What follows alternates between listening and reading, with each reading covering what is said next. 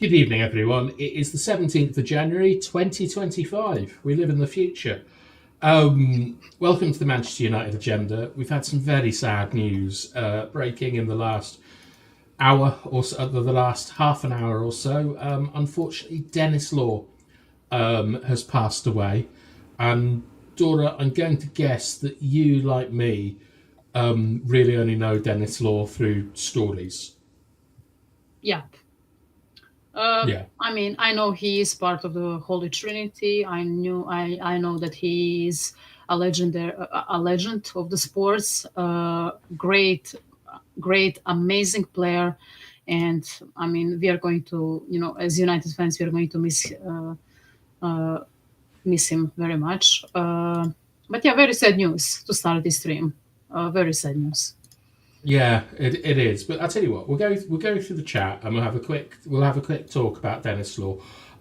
Me personally, I think that it would be better for Yabba and Mr. B to sort of tell us about Dennis Law because he's obviously a sort of folklore hero, but I can't really sort of talk about his playing ability and stuff like that as I've never saw him play live. But we have Bilal.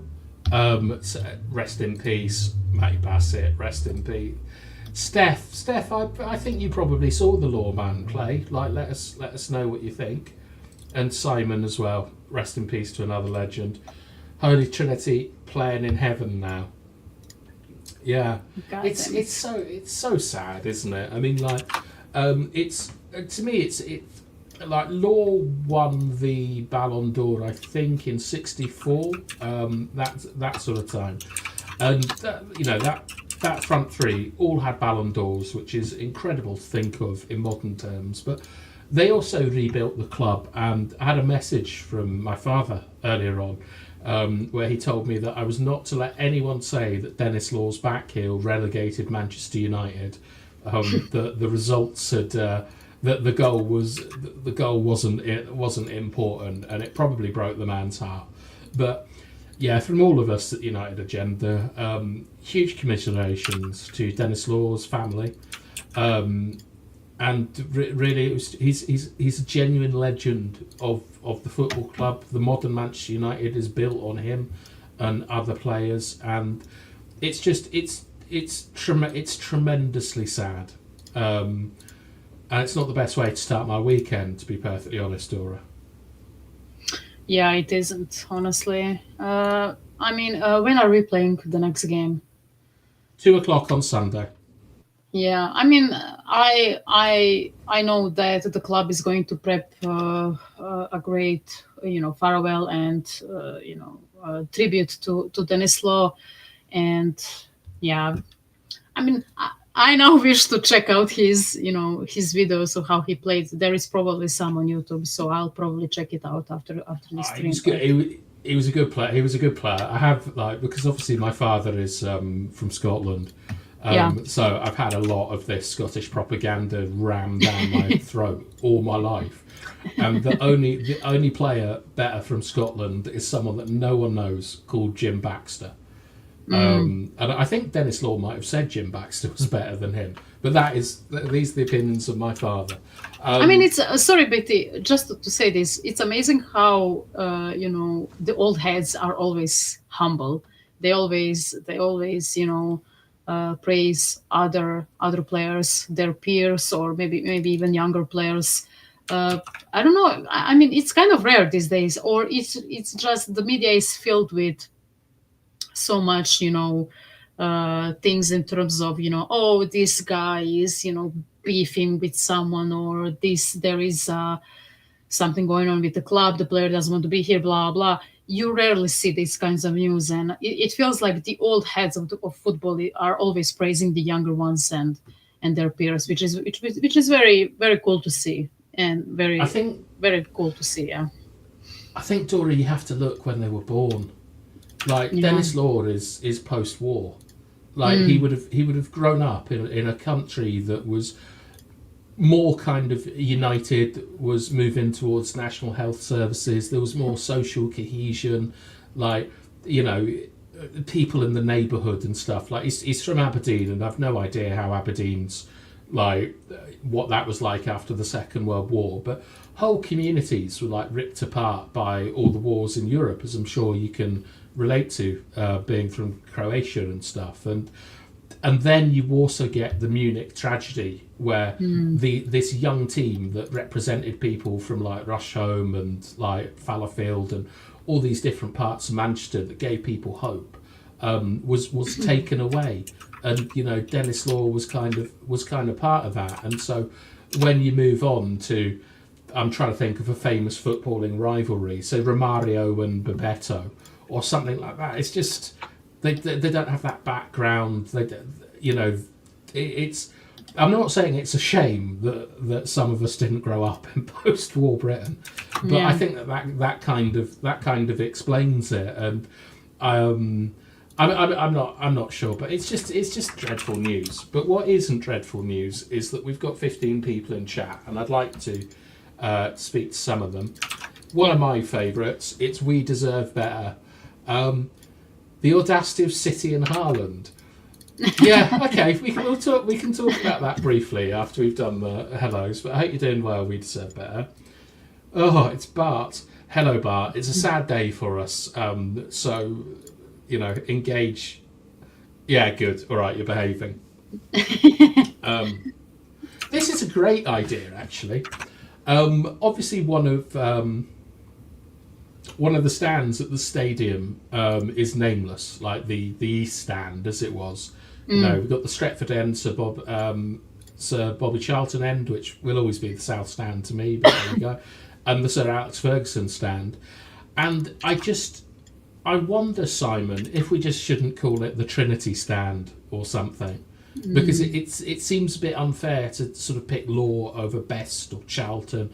And of all of them, I think because of Charlton's work for the club, it would But then again, we've already got the Charlton stand, haven't we? So let's get rid of the Sir Alex Ferguson stand. Call that the Best end, and then get the Dennis Law one. But I do agree with you. I think it would be nice to if Bobby Charlton's got one. I'd love to see Law and Best have something similar. We've got Kieran. Rest in peace to the King when football was great, not like today. It's so strange, isn't it, Dora? The King. I know it should be the Lawman, but for me, it's Eric Cantona. Yeah, I mean, you're a bit older than me, but yeah, I mean, the lady doesn't tell her age. Exactly. Yeah, but yeah, I suppose I'm not trying to tell you're old, but yeah, I mean, even for me, who is kind of a younger fan, I would say, I started supporting United during mid 2000s. I mean, some would say I was a glory hunter, but Arsenal were dominating then. That's when I picked, and I started loving United. But King Cantona was always, King Cantona, right? So yeah. Not even the the Scholes and the Giggses and the Ronaldos or Rooney's, even though Rooney is my favorite player of all time. Cantona was always the King Cantona. So yeah, I agree with you in that sense. Well, Ed Mayhem, I think he meant to say that he loves your honesty, but maybe he does just love you honestly. Thank you. All right. Well, what else have we got here? Oh, the starred comments are all out of order. That's annoying, isn't it? All right. So we got Ridwan, Dennis Law, first United player to win the Ballon d'Or. 237 goals in 404 games, 2 First Division titles, 1968 Champions League winner, FA Cup winner. Rest in peace. That's a hell of a CV. Yeah. The Cape Cadet. Absolutely gutted we've lost Law. I know. We've got to watch bloody Rasmus Højlund in the number 9. Oh, God, don't get me started, please. Well, we can get on to that, actually. We've got to do Haaland after this. Football's lost a legend, and every Premier League team should honour him. Just Law here. Football should be united in grief and salute this great man. I agree. All right, I think I don't want this to be too somber of a show, but I think we've paid our respects. Right, We Deserve Better brought up Haaland. It's bloody ridiculous, isn't it? Yeah, another, money laundering contract, I would say. I mean, Chelsea broke the league with their 10-year contracts with their youngsters, which is so funny. But yeah, I mean, I don't know if this is, City posturing, especially with, signing a huge Haaland deal, and bringing in Marmoush from Eintracht Frankfurt, who has been very good in Bundesliga, and paying 80 million for him or 75 million for him. I don't know if they're trying to secure themselves before the ultimate point deduction or something like that, or if they're just saying, you know what, screw you guys, we are still here. Nothing is going to happen to us. Premier League cannot do anything to us. UK government cannot do anything to us. So yeah, we are just going to, sign these huge contracts, and we are going to, sign huge, not huge players necessarily, but players for insane amounts of money. So yeah, Haaland deal is ridiculous. I think he's going to earn around 500k a week, something like that. I don't know if that's true, but he's going to earn insane amounts of money, which is, I mean, this I is think it's Chinese money. more. I think this is Chinese money. Carlos Tevez, Five Chinese money. 500k a week, right, is 25 million a year. Yeah, roughly. Yeah, yeah. So that's a 250 million pound contract, Mm. essentially. I think it's more. I think, yeah, I from what Ornstein said about how it is a contract that it's in the top 3 or 4 contracts of all time. I think it's a 600 million pound Oh, contract. so you're saying it's like 600k a year, or boże, no, a week? No, Six- I think he's going to be getting about 60 million a year. How much is that per week? 600. Like over 1 million. Holy shit! Sorry for my language. I Honestly, mean, I mean that's oh my god, that's huge. That's baseball money. exactly. Ohtani, They're saying Dodgers that money. Ornstein has said that it is up there with one of the biggest contracts ever given to anyone ever. So I think you've got to assume that it is. It's absolutely outrageous. Um, I mean, That's like, look, yeah. I just got no from Ed Mayhem. Good evening to Subvids. Good evening to Ag507. Well, I mean, like, look, Ag, I don't do the thumbnails, obviously, but I mean, Mr. B has gone all in on Xerxes in the last week or two. And when we Mm. talk about the match preview, oh, I've just swallowed something. When we talk about the match preview, so, yeah, you know what I'm saying. We're gonna talk about Rasmus. We're gonna talk about Xerxes and all that kind of stuff. We do not get rid of the ceramic. Oh, is that what you're complaining about? Um, I don't know. And like, look, we've got How many stands are there at Old Trafford? I mean, 4. United have so many legends. You need Yeah, to make more stands. United, you need Sir Jim Ratcliffe. You need to make more stands in the new well, I stadium think we're to quite. put names there. I think we're quite stingy with statues. To be honest, I think that like the class of '92, Keane. I think they deserve. I think that they deserve statues. I think Cantona deserves a statue. Oh, To be definitely. honest, Yeah. like I'd love to give Ollie one. I'm not sure he deserves one, but I love Ollie. Um, but it's we're just who knows? Like I mean, there's been talk this week about how at the end of the season we're going to find out what the stadium's about, like whether we're going to stay with an 87,000 capacity or we're going to move to a 100k stadium. Oh dear God. Um, I, I don't know. I mean, like I would genuinely prefer us just stay at Old Trafford, but we obviously Yeah. we obviously need to move. But in any kind of redevelopment or something like that, I think it would be nice to honour the legends of the past because we have so many, and we have two extraordinary periods in our club's history, and I think that people should be, I think people should be honoured, like not necessarily with a stand, but with just, the Trinity statue is lovely because everyone can go and get their photos there and things, and it keeps the past like alive, as it were. And in 20 or 30 years, people might not know who Nicky Butt was or who Paul Scholes were. It sounds crazy, but that might be the case. I mean, that's why you need to encourage the fans to learn about their favorite clubs or their beloved clubs history, because I mean, you always, I know that it's kind of, you don't have to do it, but I would always encourage people to make some research about these players and about these people who were and are still foundations of Manchester United. I think that's always a great motivation to learn about the history of the club.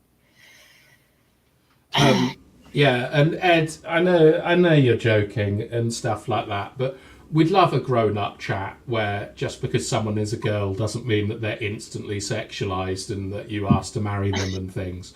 I understand. Like me, yeah. But look, I understand that you're joking and things, but just imagine like coming to this chat and trying to talk about football and getting marriage proposals. Like, come on, mate. Anyway, it's now time for the Rashford section. Oh dear. Are you excited for this? No, but go on. Kyle Walker has all but agreed to join AC Milan, and due to Italian rules, that means that there's no space for Marcus Rashford. So that deal appears to be off, despite reports coming out. They wanted to make him the face and the future of the club. And they've also said that his agent, which is his brother, was extremely difficult to deal with. What are your thoughts here? I mean, first of all, never hire family members to be your agents, especially if you are a high-tier sports person or an athlete. It obviously, it never ends well. It never ends well. But yeah, I think there were reports of his brother, just wilding around, being arrested or whatever. Like, it's so funny. Like, he's being difficult. He's demanding a lot of stuff, but, they don't realize that Rashford currently is in a quite bad situation at the club, right? He's not playing football at all. He's trying to look for another club, and, you are looking for other clubs to sign you and everything, and then you are demanding insane things, which I suppose that has been going on, right? That they are demanding he's probably they're all I guarantee you he's probably demanding an insane agent fee as well. And I know that Italian clubs are cheap. They are, because they don't have money, but these agents are they are sometimes they are very cancerous to football, because they are demanding insane amounts of money, and it only bloats the transfer fee even more. And that's why you have the United tax, but you have also the agent tax as well. So yeah, don't hire your family members to work with your finances. I don't care. Like, if you like, it doesn't matter if he loves him the most in the world. Like, it doesn't matter if they're not doing their job well. They're not doing their job well, and yeah. And for me, like, I know Steph is saying, do we have to talk about Rashford? We'll wrap it up quickly, Steph, because I agree it is tremendously boring. And like tonight, you're joined by two people who have like literally very little interest in what's going on or desire to be on social media. So enjoy. But the thing is that when I look at Rashford, I wonder how serious he is about the move. Because I think you've hit an interesting thing, right? Which is Rashford's never moved clubs. So his manager, like his brother, is mainly focused on the UK market and sort of building up brand Rashford. I think if Rashford was serious, he would have done something like what Rasmus Højlund did and go to an agency, which at the time was SEC, to be able to facilitate his move. because his brother has no experience of dealing with anything like this.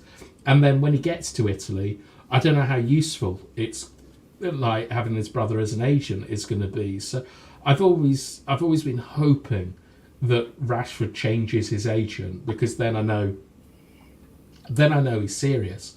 Because what I don't want to do his brother down without knowing him and things, but what does he know? It's going to sound like Kanye West when he talks about Lady Gaga on cameras. What does he know about the Italian market? Oh God, yeah. And Double A. So tonight the under-18s were on. I believe it was on MUTV. Double A. Thing is, right, I love the youth team and stuff like that, but I tend to stay away from them because I just want them to develop and be fine by themselves. I don't really know a lot of it, but for example, when I hear stuff like Ibagimov robbed Shido again of a hat-trick, that, I mean, like, they're in the under-18s. They're not robbing anyone of anything. Just let them be all right.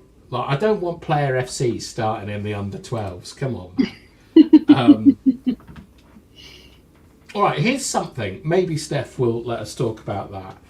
I was ill yesterday, and I wasn't able to see the game.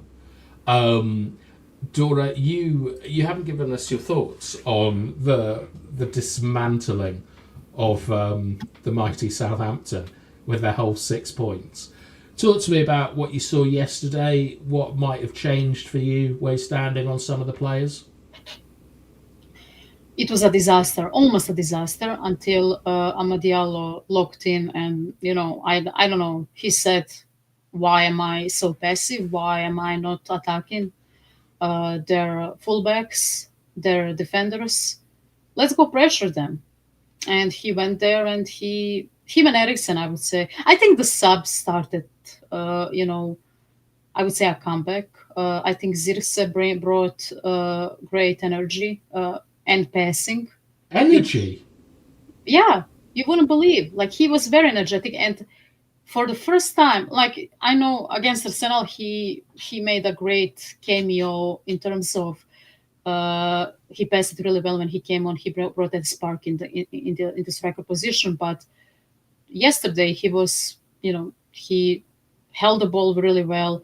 His touch is back, apparently. I don't know, maybe that's one game. Maybe Bednarek and the other defender didn't do very well to prevent him. But then Bednarek and the other guy, they bullied Rasmus Højlund all night. So I'm not sure. His passing was amazing. The way he distributed the ball from that, you always say from that central position, and then the wingers and the wing backs would run and try to flood the box, I would say. And having Harry Maguire, I don't believe. You love Harry, don't you? I cannot believe that I'm saying this, but he's our best centre back right now. And I know people are going to say De Ligt. No. But Maguire made less mistakes than De Ligt in the last few weeks. And I think currently, without De Ligt and Maguire, that defense sucks. I truly believe that Maguire is a great centre back in the three, in the middle. And De Ligt looks much better with him at his side. And I think that's a huge plus. The same goes with Licho Martinez as well, even though I don't rate him that much. I think with next to Maguire and De Ligt, he looks much better. When Jora is there, I think he's a great athlete. I think he's I want to get on to Jora in a second, but okay. I want to ask you this, because Steph has said this. Ahmad played at right wing back last night. He needs to be played further forward. Mazraoui should have covered at right wing back, covering Jora and feeding Ahmad. I've obviously seen the highlights.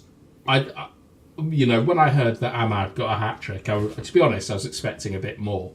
But it's a hat trick, and it was good. Is he better in the number 10, or is he better at right wing back? And number is the 10. team better? So the team and him better with him at number 10. Okay, what's the difference? I don't know. Maybe he's too wide. I don't know. Like maybe he's a bit inverted in that number 10 position. I would say on the wing back position, he's too wide, and I feel like when he's more inverted, he has more of a chance to, I would say run into space. But he also has more.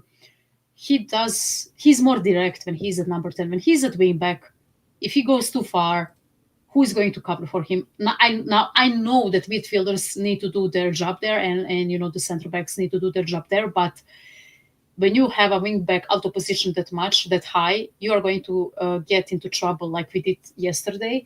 And that is that whenever Suleimana or whatever his name is, he was amazing yesterday. That kid, he's 22 years old. He looked like prime Ronaldinho.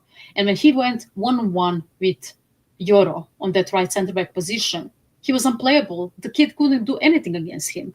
Like he was, doing insane things to him. And if he's, I would say, his teammates, and if he was more precise, we would lose that game 4-0 without a joke. They would score 3-4 goals because Onana Yeah. made insane saves. So I believe that Amad Diallo, as much as I liked his energy, earlier in the season that he brought in that wing back position, I still believe that he's a much better attacker for the team because at this moment in time, BT, as you know, Garnacho is not playing well. It's like he forgot how to play football. He cannot hold the ball. He's too weak.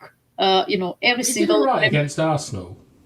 yeah, but yesterday, like he was eaten alive by either Kyle Walker-Peters on one side or on the other side by the other fullback. So to me, he's too inconsistent. Ahmad, on the other hand, you could say, oh, he had a quiet game, blah, blah. But what he does best is that he is relentless in the way he Yeah. attacks.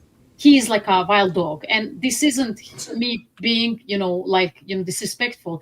When he bites, he bites. And yesterday, when he went to that number 10 position with Zirkse as a passer and distributor, and other guys, like Eriksen, finally, creating something in that midfield, he played much more Well, freer. this He was this is much what better. I wanted. This is what I wanted to ask you, Dora, because right, I understand that everyone loves Ahmad. I'm a little bit less into Ahmad than other people, but obviously I'm not dissing him for scoring a hat trick. But what I saw from the highlights that I thought was really, really interesting is that two of Ahmad's goals were him getting ahead of the ball, like making the run in, and I saw a really nice pass from Toby Collier that slipped Ahmad in. But all of his best stuff was where he was making runs off the ball, and I'm not sure that Ahmad can play the pass that Eriksen played for the second goal.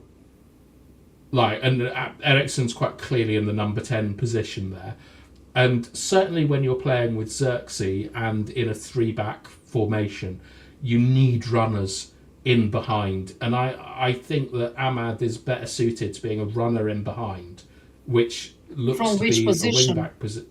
Oh, okay. It looks to me to be a wing-back position because I don't think that he's got the range of passing that someone like Eriksen has, and that's not a diss on Ahmad. Like Eriksen is genuinely an elite player in that kind of role.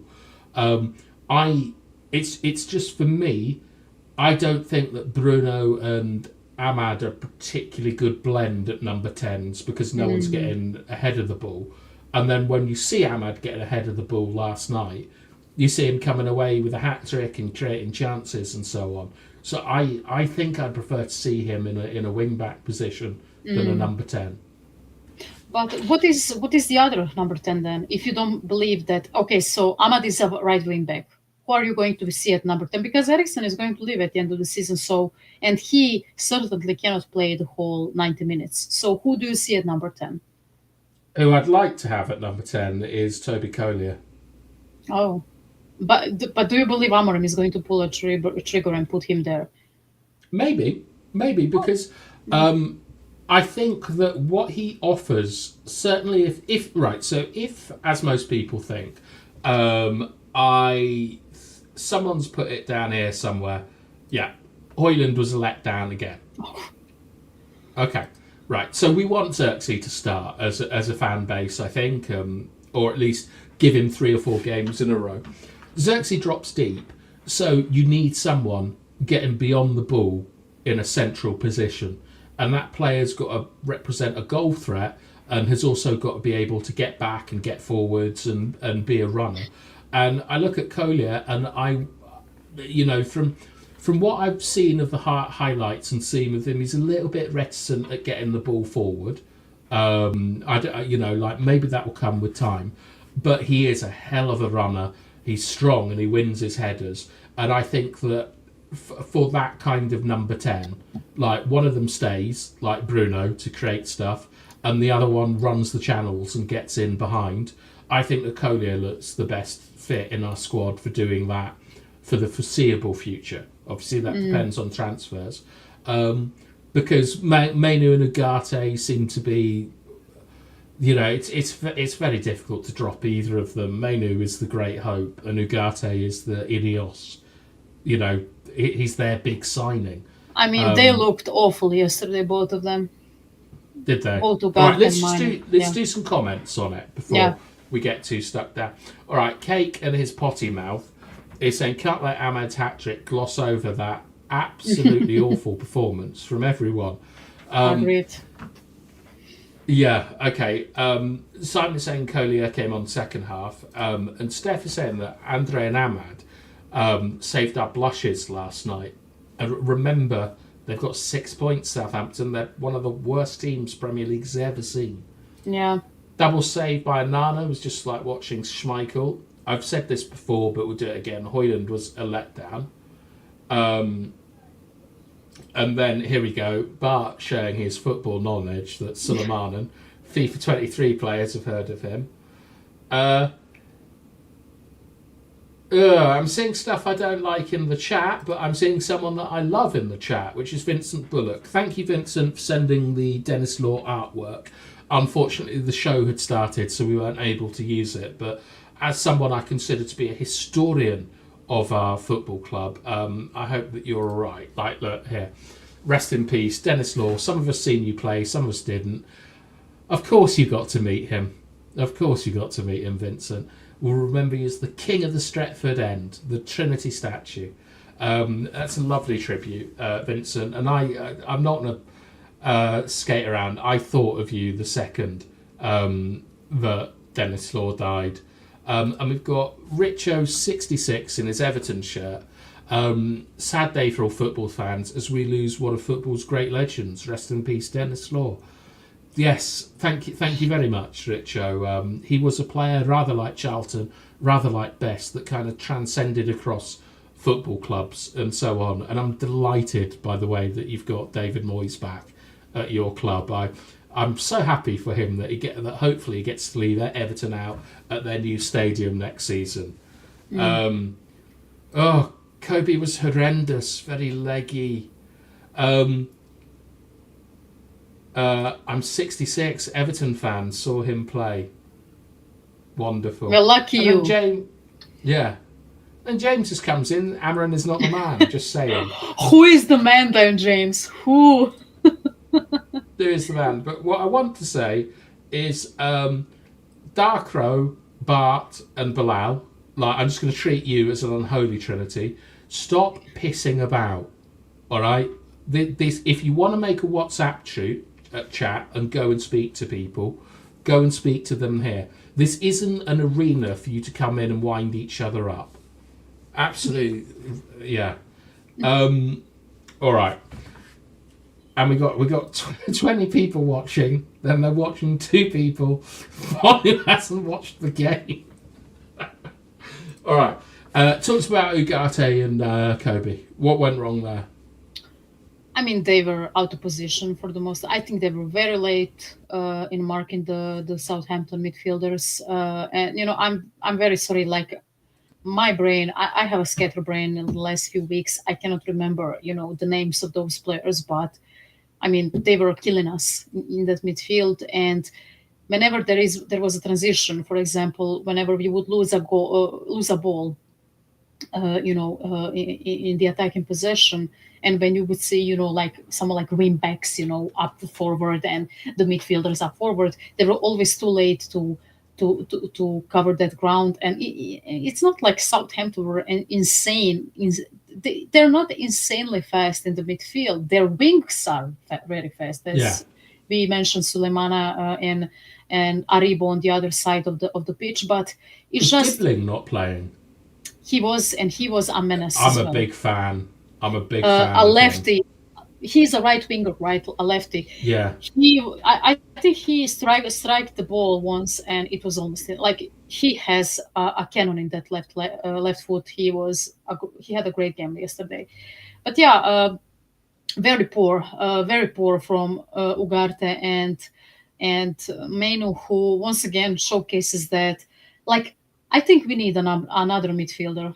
I don't think that these two can play on a high level against, especially. I As mean, a they pair. cannot, as a pair, they cannot play consistently well against. I mean, they cannot even play against Southampton.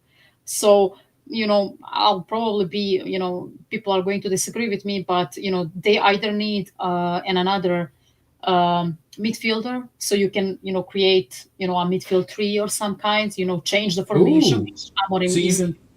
a Is system a change. I mean, I don't know, BT, because they don't work. And who are you going to put there? Are you going to put Bruno and Ugarte? I think Bruno and Ugarte look much better. And even Bruno is, kind of suspicious, I would say, especially in defensive positions. So who are you going to put there? Are you going to drop everyone? Or, try with Collier or Menu, or try with Collier and Ugarte? Like, it's very hard. I think Amorim has a very tough job to figure out how to make his midfield less leaky. I mean, it's not like it was under Ten Hag, but you could clearly see that these players are struggling with midfielders who are a bit faster than. It's like they're not, like someone like maybe Ilkay Gundogan, who lost his speed, since he is 37 years old. Like, when they are trying to play against, when they are playing against younger players who are pretty pacey in that midfield, they are struggling, and I think that's a huge issue for not just our midfield, but for the whole shape, especially defensive shape. I think that's a huge issue. All right, I'm gonna do some comments, but Hmm. what I will say, right, is that I'm not. I've never really played in a three back, and I've definitely never played in a two in midfield. But from what I see, that two in the midfield have got to be able to cover ground. Like, and Ugarte is okay. Like, Ugarte is good at covering ground over 20 Yeah, yards or something, but he kind of fades like in the bigger distances, and it's not just for defence; it's for attack as well. Like, they've got to be up and down, so sharp, so strong.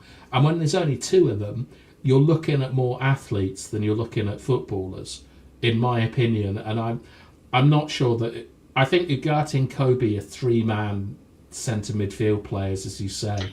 what do you need to do then about Kobe, because he's not an athlete. Like, he is an athlete, but not the athlete, like the likes of some other Yeah, players that we had at the it's club. like Like, Paul Scholes. Paul Scholes was not an athlete. yeah, Like, brilliant football player, but not an athlete. And I see Kobe the same way. Um, I don't know what you do, Dora. I personally would see if he can play in the number 10, because I think the defensive responsibilities in the centre of the midfield are a little bit too much for him, in terms of like athletic output. Um, I think that Ugarte is. I'm still not convinced, with his engine. so you would try with Kobe at number 10 and Bruno as a number 8, for example, since that those are the Yeah, players that we currently have. I mean, Bruno can definitely cover more ground than Maino, that's for yeah. sure. But his problem is It's his that discipline. is the discipline. Yeah, you're right. I think Collier is a player that, like, give me four Colliers and I'll win you the league. Like, four big Yeah, runners. But like Steph has a question, which we will get back to. Steph, I just want to go through some other comments. Where I kind of agree with Bar. yeah, I'm loath to say that we need a tall physical specimen with technical quality and Ugh, a sort of Andre Anana. Not is it Andre Yusuf. Anana or Amadou Anana? Yeah, Amadou Anana. yeah. Someone like that would be perfect. Like we need a henchman that can run about and control the ball in the The centre of French midfield. guy that played for Monaco, Yusuf Fofana. Oh my God, I would love Yusuf Yeah, Fofana at United. He went to Italy, I think, in the end. I'm not sure. I mean, ideally, I'd love a Dembele from Tottenham 10 years ago. Yeah, In fact, actually, Tottenham have a player that I would absolutely take off their hands. He's called like Bergman or Bergwell, Lucas. But yeah, like that's 18-year exactly the old. sort of player we need. Yeah, he's. Um, I mean, even now he's showing glimpses. He's a bit undisciplined, very eager, as always. But he looks really, really good already at 18. yeah, that's exactly the sort of player that I'd love to get into our squad. Um, Double A is saying we can get the central midfielder in the summer. I think we can cope with that till the end of the season. Mm. I suppose Double A, it's whether what coping is. Like, I'd like to see us go a bit further in Europe. I'd like to see us do well in a cup. We need our league position up, but I think that we're just treading water really until we can get money in from Garnacho or Rashford and begin the rebuild in the summer. So I kind of see where you're coming from. Cake is saying United have been bad at hokey for a few years now. Mm. I'm not sure what hokey is. Home, ha ha. I think um, they wanted to say home, but I'm not sure. at home, thank you. You're Yeah. right. Xavi also wasn't an athlete. Yeah, Thiago Alcantara at Liverpool wasn't an athlete either, but he's one of the most aesthetically pleasing number sixes I've ever seen. Well, too bad What's he's this? tired. Yeah, well, we nearly got him. I remember people were asking for a midfield of Thiago, Donny van der Beek, and Bruno Fernandes. I mean, come Oh on. dear God. Yeah. Kobe's a good player, but I wonder if he's a bit lazy. No, it's what I think it is. Cake is that he's very, very young. He's made a massive step up. I mean, remember, like from about Christmas last year, he played all the bloody time, and he got to the finals of a European Championship, and he's like under 20 years old. It's a Yeah. huge amount to ask him. He hasn't developed physically. He's a wonderful player, and he defends and runs channels to the best that he can. And when you want to look at a midfield player and see if they're working hard, that is kind of what I look at: is if they're running the channel off the ball and if they're defending the channel. Yes, Dora. Despite being quite bad defensively, and he's not the only one. I think the whole team struggled, but he had few moments where he would run the channels, and there was even a chance where he could have scored, but he decided to pass it to Hoylund, and of course the ball never got to the striker. I think if people in chat remember, but yeah, I think it's a bit harsh to say that he's lazy. I think he's working the channels and everything else. It's just that he's not as good as athlete as someone like I would say Ugarte. I would say, but I mean, you see him, and then you see Lamine Yamal, what he's doing at Barcelona, playing at a high level, and I'm like, okay, not everyone can be, that good immediately from the first moment when they step on the pitch. But yeah, I have high hopes for Kobe, and I think he will, be much better. Yeah, I hope so as well. Now look, we've had this from Steph and we've had this from Z now. Why are we so scared of playing at home?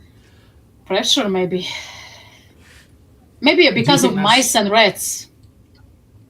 Well, to be honest, like if Anthony was playing, I'm surprised that the rats just didn't throw themselves Oh onto my the god! traps. Oh my god! When he came in, he came on the halftime, and I know at halftime, and I know maybe if you watch the game, you would say, oh, he ran a lot of channels, blah blah blah blah. But he missed a huge chance, and he was absolutely horrendous on the ball. Like I'm like, but you know what? We won in the end when he's on the pitch once again. So he's the goat, as people online say. But yeah, I mean he's, and I know it's harsh, but I've never seen a player playing this badly. He's probably the worst footballer that I've seen at United jersey, and I am counting in Gabriel Obertan, Bebe, Nick Powell, Alexander Butner, and whoever. Like I can, Right, let's list leave you Nick Paddy Powell alone. McNair and Paddy McNair and Cameron Borthwick Jackson.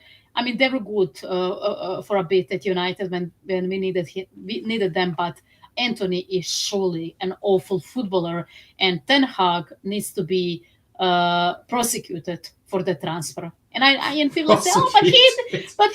but he wasn't, he didn't give the money. Well, he wanted him, and the club brought him to him, and he is at fault. And I hope if Ten Hag gets the job at Borussia Dortmund, he would take him off our hands, because he's an awful footballer, I don't absolutely think he awful. will. I think that also, Dora, please don't lump in youth academy players with Anthony so on. Like get in like Obertans and stuff like that. But let's leave Nicky Powell out of this. We bought him. He wasn't at the academy. We bought him from. Was it? Did we? Yes, he came to the club that season. He made his debut. He scored an insane goal, and then after that, he never played again. Well, Him and the one I Butner. always like is, did you see what Bebe did in AFCON? He scored one of the greatest free kicks Yes, I've I ever saw seen. it. I saw Like, it. Yeah. It's Manchuchu is the one that I always think of. Do you remember him? He was like, we brought him in for a lot of money. We couldn't get him a work permit, so he had to go off to Turkey or something. And then he was bloody dreadful. Yeah. He wasn't a favourite of mine. And we got Emma saying being a bit of a voice of reason. And I completely agree that players are still developing physically and in football. Not everyone is amazing the first time they step on the pitch. Like Yamal or whatever he's called. He's a freak of nature. It's just ridiculous, isn't it? Yeah, What he's doing. yeah. And, I don't know. Maybe Steph will remember this name, Danny Cadamartri. I know that Richo will remember that name. Do you know who Danny Cadamartri was? No, unfortunately, no. I would have been like 5 or 6 years old, and he was I think he was 17 or 18. He played for Everton, and in the first 3 or 4 months of the season, he scored 6 or 7 goals, and him and Michael Owen were seen as the possible as a 15-year strike force for England. And he went off the deep end. He started really well. You never saw him again. But to me, he's like a Premier League legend. I suppose Janusaj is the nearest that we've had to that, of a player that had a good. Yeah. Janusaj had a good 4 months under Moisey, didn't he? Yeah, he carried us at one point. A lot of people want off Kobe's bat. I don't think that anyone apart from Cake is really having a go at him, and things like this. He did a lot of jogging last night and not a lot of running. I think that's just the way he runs. Well, it's also that you can't break your shape. If he just runs off or something, you've got to maintain that block. And sometimes what you need is you need to match your pace to your partner in the midfield, and you need someone to hold up the person on the ball, either force them out wide or commit them to a duel or something like that. And there's loads of times where I see videos of people saying, why isn't Pogba running back and stuff? And it's the right thing to do. It's just it's in those situations you have to rely on your teammates, because if you break your shape on the pitch, no one can help you. Yeah. That's why you keep your shape. All right, we've got Brighton at 2:00. Who do you want to play? What would your team be? And in chat, get your teams in, and I'll pop them up. So off top of my head, Onana once again in the goal. He had a great game yesterday. He saved us. Great double save. I rarely saw that. I rarely see that in football. He was amazing. Right centre back, Matthias de Ligt. I would start Maguire this game. Bring back Licha Martinez. I don't know what is the case with Diallo. How many games he's suspended after that red card? Is it only I one think he game? can play. It's just one because it was Yeah, two yellows. I would go this time as a right wing back. I would go. I get what you're saying, BT, about Amad Diallo. Being our main right wing back and probably his skill sets being more utilized. But I think 2 games in a week to play 90 plus minutes in that position, I think it's very hard for any player, even him. So I would probably go with Mazarui there, even though he played, but I would probably go with Mazarui there. I would go with Dalo as a left wing back. In the midfield, I don't know. We are probably going to see. I'm trying to think. Maybe Kobe is rested, and maybe we see Bruno Fernandes and Ugarte starting as a two in the midfield as a number 10 position. So Amad Diallo, obviously. I would go with Joshua Zirkse, and maybe unfortunately for some, but yeah, Alejandro Garnacho, even though he had a poor game yesterday. So yeah, I need to check out the available squad. But I would love to see Collier, for example, instead of maybe Hmm. someone like Ugarte or whoever. But yeah, I believe Amorim is going to. I mean, he probably knows that that performance was quite shit, and he would want to They had play. come off like 2 hours away at Arsenal. Yeah, Like, probably. Yeah, that as well. So maybe he starts Collier, gives him the or how do you say it, the belief or whatever. But yeah, I would go with that team. I would go with that team. I think it's solid. I think it can beat Brighton. I don't know what was the score in the end. They've beaten the Ipswich Town, right? They beaten Ipswich Town, Brighton. So yeah, yeah, their it's first going to win. it's going to be a very tough game. A very It's tough gonna be game. it's gonna be a dreadful game. I would think it's gonna be Oh, you incredibly hate boring. Brighton? Yeah, yeah, yeah. I hate Brighton. All right, Z is. I think he's got on the same team as you. Delete Maguire Martinez, Hmm. Delo Ugarte Mazraoui, Bruno Ahmed Xerxes. Oh, he went with Mainu instead of Bruno and Ugarte midfield. But yeah, close enough. It's just Close enough. different. Yeah. Simon has gone Delete Maguire Martinez, Maz Ugarte, Mainu, Delo, Ahmad, Bruno, and Xerxes. Mm.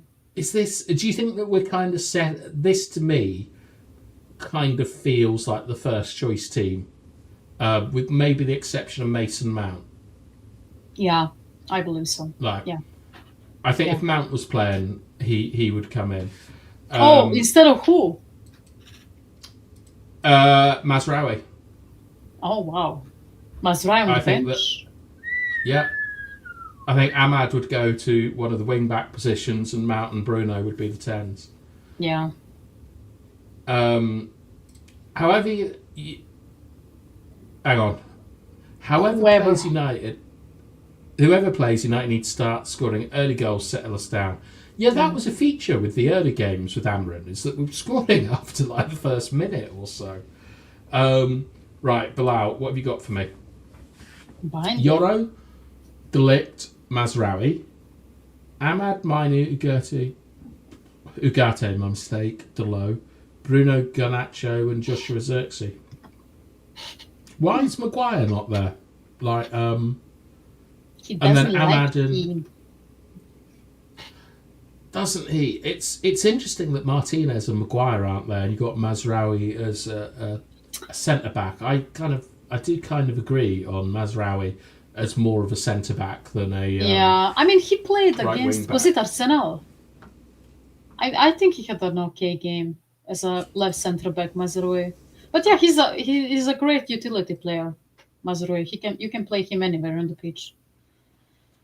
Um, Well, except and number like it, 10. for anyone who doesn't know, Cake, the person he hates the most is Anana.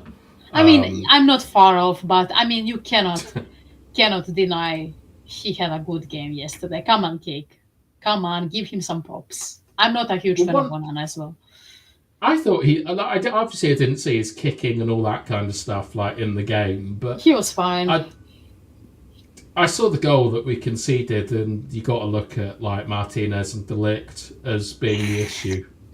Like First, he first got, post, first post yeah. I mean, like again. honestly, De Ligt is out so slow every time. Like I don't know if it's panic. He got much better in the second half. I don't know, like, why do we need to make that mistake and then fix it later in the game? Why not do it throughout the whole game? Just not make mistakes.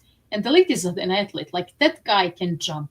Have you seen the sum of his? I'm not sure if you saw it in the highlights, but the way he clears up, the headers and everything. When he jumps, he jumps. He is like a basketball player. He has a huge vertical for a football player, which is insane. Mm. And to me, it feels like he is too slow in his decision making to react in those positions, and he needs to work on that. But I like the Ligt. I think he's a great player, but I mean, he needs to work on those in those situations. He needs to be more consistent and don't let at least one goal from those situations, and then all of a sudden he fixes it.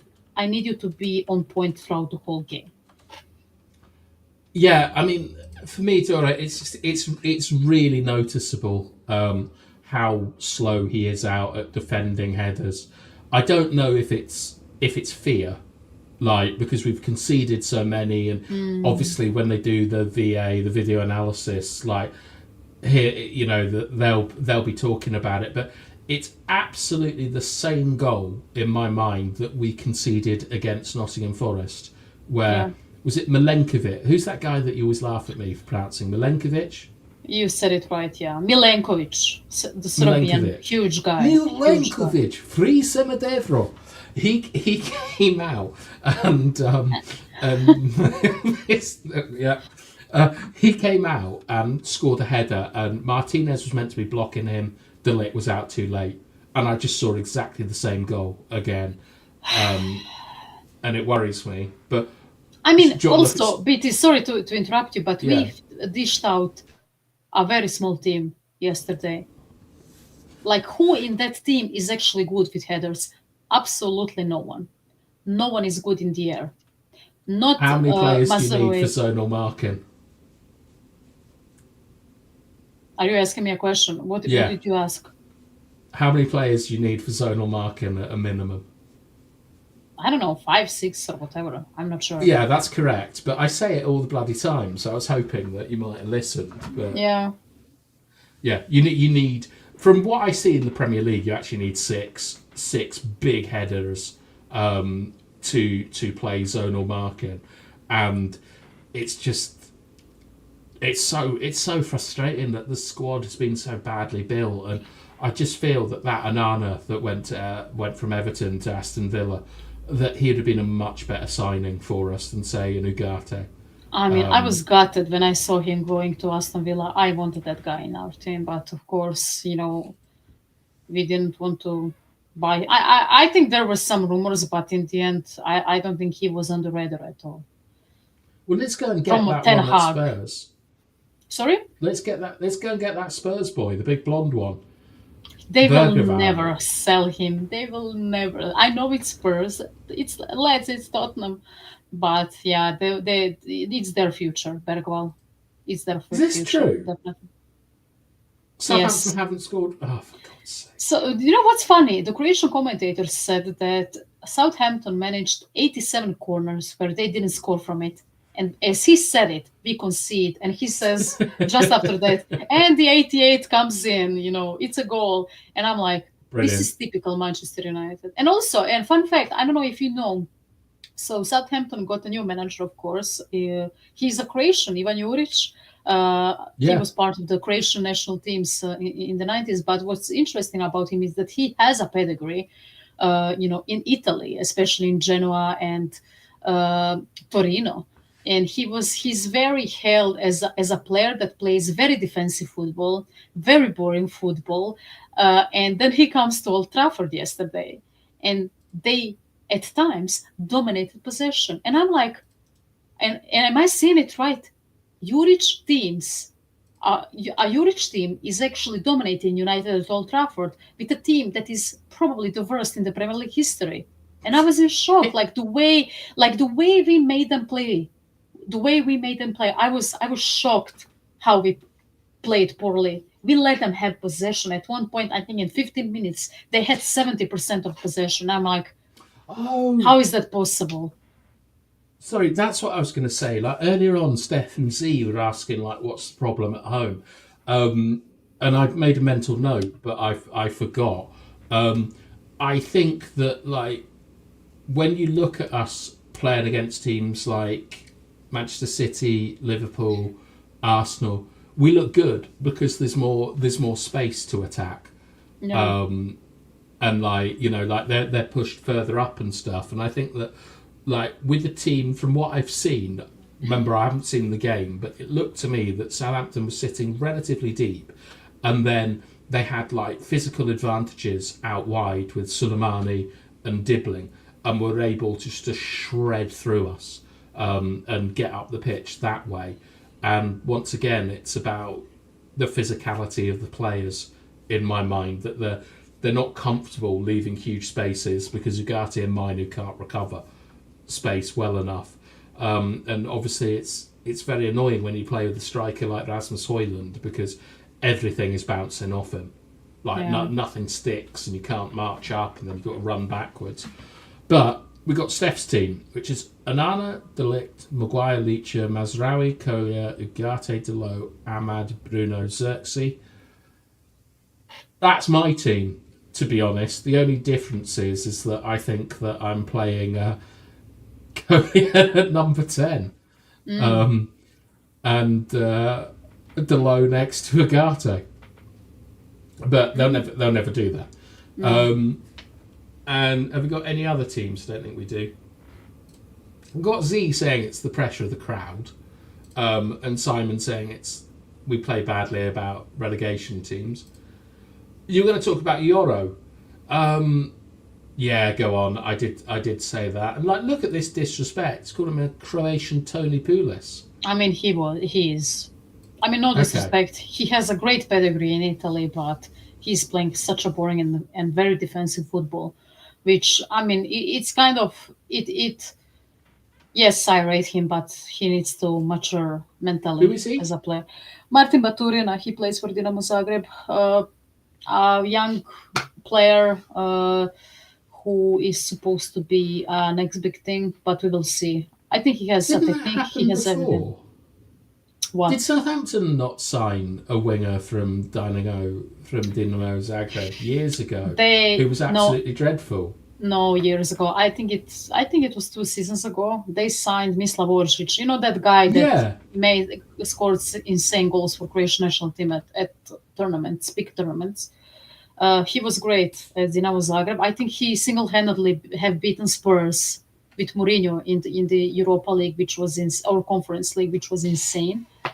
Uh, but yeah, I mean, he was a bit older on older side. He was almost 30 years old. A lot of his career he spent in China, and then he came back to Zagreb and he played insane in Croatian league and for the national team.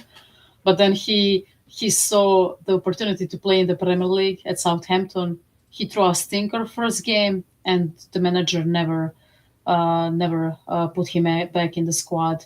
So yeah, I mean, he got paid. He saw England. He played a bit in the Premier League, and then he went back to Europe or whatever. I cannot Yeah. remember which team he signed for, but yeah, The it Polish was plumber. yeah. All right. I'm going to talk about Euro very quickly. Whilst I'm doing that, score predictions, please. And then obviously I'll ask you for your score prediction, Dora. Subvit said about Euro. Euro seemed to have a bad night last night. In the highlights that I saw, he was getting roasted. My issues with the Euro, and I think I think he looks like a really good player, is that he tries to win headers by being tall. And he's not up to the pace of the Premier League yet. His footwork against Martinelli a couple of months ago was absolutely world class. I really, really like his ball carrying and his ambition with his passes, and I think he's a great player. But the thing is, it's only really John Terry has ever been like the kind of finished article, like at that age. Defenders, it's about 23, 24. You see them begin to sort of put it all together. I mean, like at West Ham and at Leeds, Rio was a disaster from time to time. And Yeah. unfortunately, with someone like Yoro, he's never played in this position before as the wide centre back. He's got to put things together. I'm very, very willing to give Yoro time. And like, look, in the Premier League, I say this quite a lot, and I always use Jordan Ayew as the example. There will be a game, one season, where a player that no one rates absolutely takes you to the cleaners because it's the Premier League. And one poor performance from Yoro, I wouldn't be worried about it. I think that you just need to kind of manage his game time, manage his minutes, all that kind of stuff. Like I think, I mean, like for example, Yoro and Kobe, I'd have no issues if they're taken out for this game and given that time to recover because they're young boys essentially, and you can't expect them to perform week in, week out at a men's level. So those are my thoughts on Yoro Subvids. I'm a big fan of his, and I can understand why he's so highly rated. But score predictions, right? We'll get to yours, Dora. 2-1 United. United to edge it 3-2, as if we're scoring 3 bloody goals again. Yeah. 3-1 from Bilal. 1-1 from Double A. You're very welcome, Subvids. Nothing else here. Yoro's still only 18. That's disgusting how good he is at that age. Z is going 3-2 United. Got 18 likes. Cake saying the whole right side last night was Garnacho, Ahmad and Yoro. Yeah, I think there's something in that when you look at, for example, we all have our views on Diallo. I remember we played Valencia, I think, and one of Amonde's brothers was playing, Dan Juma, and Dan Juma absolutely smoked Diallo all night long, and it was essentially because he was getting no support on that side. He was constantly having to position centrally and then get out and so on, and I think it's probably something similar. 1-0 to Brighton. Boo, James. All right, Dora, give me your score prediction. And an honest one. I'm hopeful. 2-1 United. Diallo is going to score, and hopefully if Zirkzee starts, maybe we see his goal. Finally. That's but exactly we will what I want. Yeah. I want to. I'm gonna go for 2-1. I just think that our team isn't good enough to keep to keep clean sheets at the moment. But I want a Zirkzee and Toby Collier goal. Yeah. That would be great. Yeah. Yeah. I really, really want Zirkzee to work out because I'm so done with Rasmus Højlund. I can't tell you. Oh yeah, we will talk about it further maybe next stream. But yeah, I can create streams solely on how bad Rasmus Højlund is, and I know all people are going to, but he's young. Well, we paid a lot of money, and he's not younger than the likes of Euro and what's his face, well, and the other guys. How old is he? He's 21. Yes, yes, he's 21. I think Ahmad is the only one. I'm not sure about Garnacho. Ahmad's 23, I think. Yeah, Ahmad is older. He's like 6 months between him and Anthony. Oh wow, okay. But I think Garnacho is the same age as Højlund. I'm not sure, but I mean, like I know we are not going to get rid of him or anything, but he needs to learn how to be a footballer, Højlund, because I think he lacks fundamentals. He truly lacks fundamentals, but that's for the another stream. Like I don't have energy to discuss the way he plays. Honestly, I'm just going to get Well, rattled. I'll tell you what. Just before because I'm going to send all of our comments to another channel in a second. Yeah. But for me, right, I look at Gyökeres, Lookman, Solanke. They all took like 5 years longer than anyone thought. I mean, remember that like Gyökeres was at Brighton, and and then he had to drop down to Coventry and so on to sort of find it. I think with Rasmus Højlund, he's going to be a decent player at some stage, but I think it's 4 or 5 seasons away, and I just don't think that we've got the time to really wait. Like, when you look at players like Darwin Nunez, who I think is a bit better and so on. Well, like, look, like Cake there has brought up, Lookman is very good, yeah. But did you say he was very good when he was at Everton and Fulham? I bet you didn't. And that's the point, is that he was a player that had everything, but wasn't able to kind of pull it together, and you had to wait. And I think that Rasmus Højlund is the same. And for that reason, I'd just like to move him on with a fat sell-on clause. And speaking of moving people on, I'll give you a channel to go and offer your support to, because we're finishing now. This is our friend Botswana Pappy and the Football Power Hour. It is an absolute zoo in that channel. Like, anyone can call on. There are crazy opinions. Pappy used to do our watch-alongs a long time ago, so if you want to go and have a big fun channel to join in, like, go and join someone from our family. Speaking of family, it is Solo. Solo, tonight I have put the opinion out, and no one has challenged me on it, that I think Fred is better than Ugarte, and I know you'll agree with me. But as far as I know, Mr. B is continuing his descent into superstition, and there will be no watch along on Sunday, because he believes that when he watches a United game, we lose. So, there's that to go with.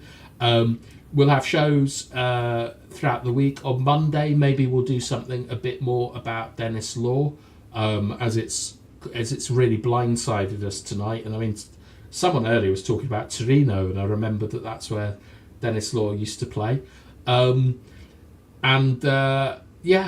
think that's it. So we'll see you all for the reaction show on Sunday, which me and Dora are going to do our best to skip, but we'll probably have to show our faces. Isn't that right, Dora? Oh, on Sunday? Yeah. Yeah, I'll probably be there. It's a 2:00, so we can do something at 8 or something like that. Yeah, I'll probably be there. I'll be at home, yeah. Wicked. All right, so everyone go and say hello to Pappy for me. Say you're from the United Agenda, but most of all, enjoy your weekend, brush your teeth, eat healthily, and we will see you all on Sunday for a reaction. So it's like a notch from me. Like a notch from me.